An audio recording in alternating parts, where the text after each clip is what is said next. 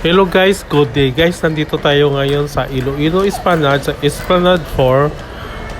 So sa tapat lang nito guys ay yung flyover papunta ng University of San Agustin. So ito guys, maraming estudyante dito nagpa-practice. Siguro may mga activities sila sa school nila.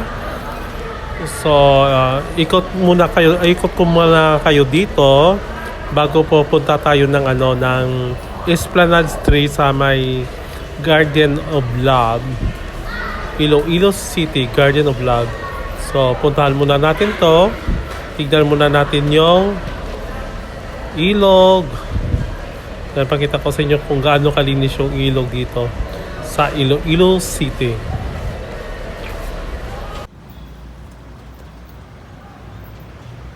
So, ito guys, yung tulay na to guys ay papunta ng Esplanade 3 sa Garden of Love. So ito guys, pakita ko sa inyo muna sobrang linis ng tubig, may namimingwit, may mga mangroves. Yan.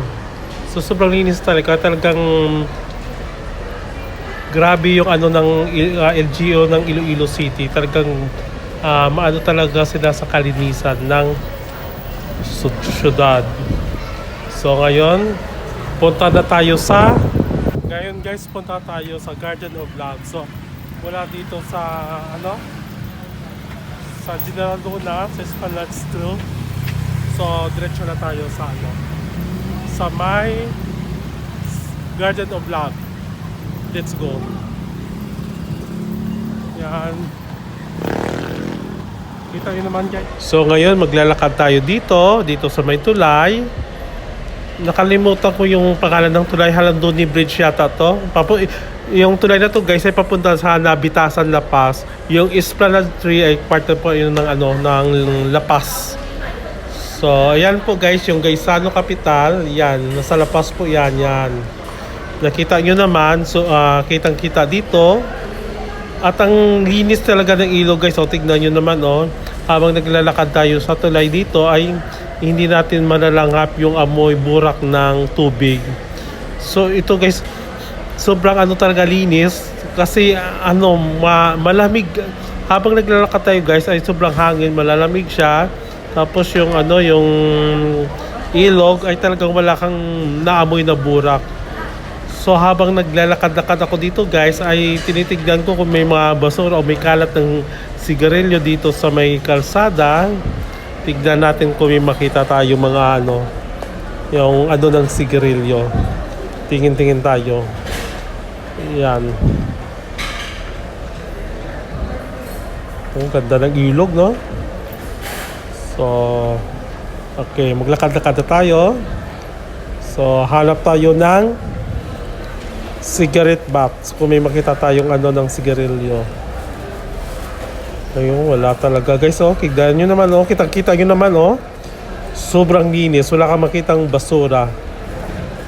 Ayan, wala talaga guys. So grabe talaga yung dito, yung linis ng Iloilo City. Hindi naman guys sa pagmamayabang, ay totoo naman na yung sinasabi ko. Talagang malinis talaga yung Iloilo City. Kita-kita naman yung ebidensya. So excited na ako guys. Tignan natin kung anong bagong update sa may sa Garden of Love. Yan, malapit na po tayo.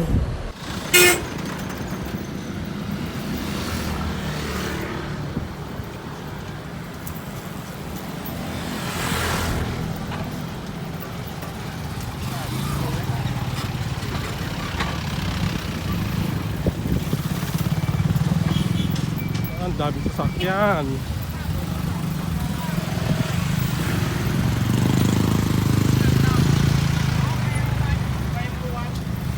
Guys, malapit na tayo dito sa yan guys, makikita natin my heart beats in Iloilo City. So papasok na po tayo sa may sa Garden of Love. So habang naglalakad tayo guys, ay ito guys, may nakita ako sa tapat ng ng Garden of Love ay may commercial building, 2-story commercial building dito na pinapatayo sa tapat ng Garden of Love. Wow. Kita mo naman guys Yan. So magandang location to sa kanila kasi sa tapat lang siya ng ano, ng Garden of Love. So makita nyo guys, oh, ganda ng mga upuan, malinis yung kalsada. Ito may tambakan to ng ano ba to? Tambakan ng tubig o sa pagdidilig siguro ng halaman dito. Yan. So makikita na to natin guys, ito yung may heart shape na Iloilo City Garden of Blood. So pakita ko sa inyo guys yung mga garden, yung mga bulaklak. Ayan guys, kita nyo ang ganda ng sunflower. Oh, laki. Fresh na fresh. Hanggang maganda kasi dito guys kasi protected talaga yung mga bulaklak dito. Bawal talaga pistasin yung bulaklak dito sa Garden of Love. So pwede tayong lang picture-picture, mag-video-video, pero bawal pitasin yung mga bulaklak. So ayan guys ha, bawal po yan. Kasi pagkat naman na pipitasin natin yung mga bulaklak kasi hindi naman maganda talaga yan. Kailangan natin alagaan yung Garden of Love. So yan na guys, oh, papasok na tayo. Yan, may magandang upuan dito. So pag napagod na tayo sa kaikot-ikot, pwede tayo umupo dito sa Garden of Love chair. Video natin. So upo-upo na. Ayan, nakaupo na tayo dito.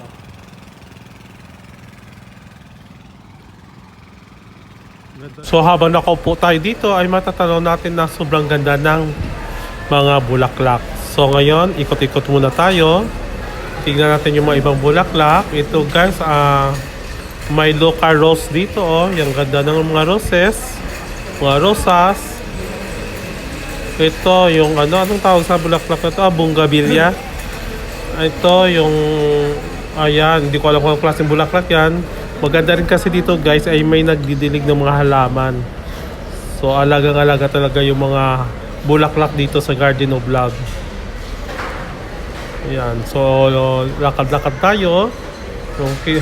Habang naglalakad tayo guys ay talagang maano talaga dito guys. Malanghap natin yung sariwang hangin. Magandang tanawin. Ayan. May mga din dito ng mga mga hayop.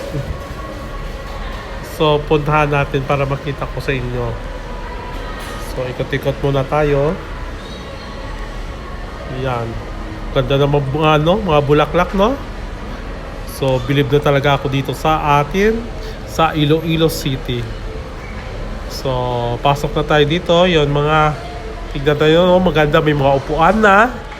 Kasi maganda naman talaga guys, may upuan kasi bawal talaga magkalat dito o ibig ko sabihin guys, bawal dito mapagod kasi pag napagod ka, may upuan ka dito.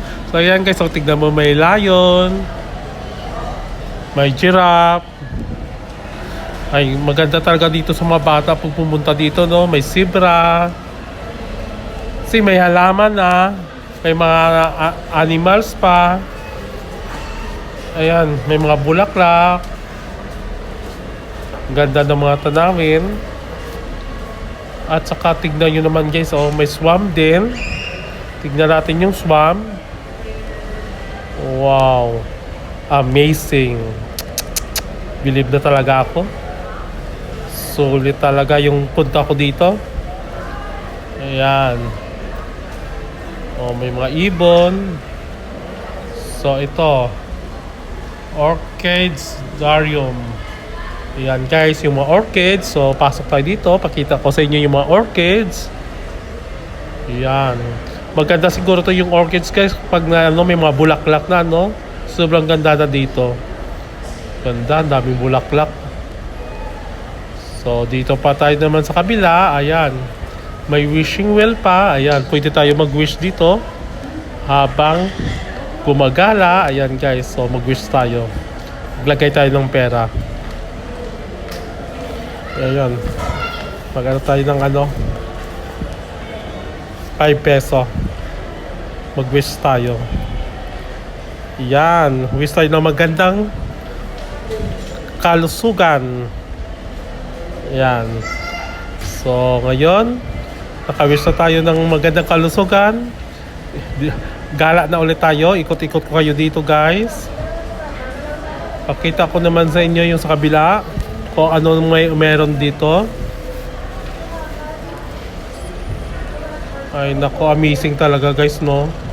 Pag nakapunta talaga kayo, talagang isabihin nyo, ay ang ganda talaga ng Iloilo City. Ang daming mga magandang tanawin dito. Fresco yung hangin, malinis, maraming bulaklak. Ayan. Tayo man mga bulaklak dito sa Garden of Vlog. Kaya tinatawag siya guys ng Garden of Vlog kasi napakarami naman talaga ng mga bulaklak. Iba't ibang sari ng mga bulaklak. Ayan iba-ibang klase ng bulaklak. Ang gaganda. Isang line lang sila. Yan, mga dilaw na naman, puti.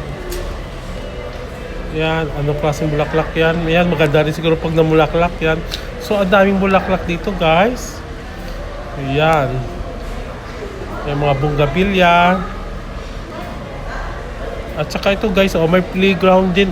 Yan, pakita ko sa inyo yung playground. Ayan. Yung mga bata talaga enjoy na enjoy sa playground. Maganda kasi dito guys, napalibutan siya ng rubber tire, iba-ibang kulay.